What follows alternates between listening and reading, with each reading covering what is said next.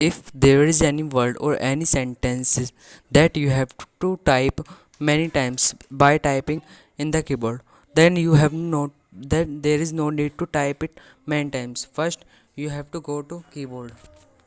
Here you have to long press on the keyboard.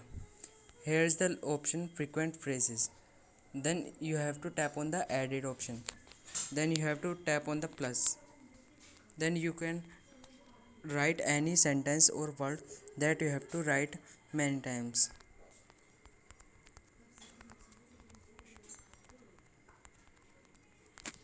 I have write the sentence. Then you have to tap on OK. When you go to keyboard, then you have to first tap on frequent phrases, and the last option is the sentence that you have to send or type to anyone. Then you have to not to type it many times.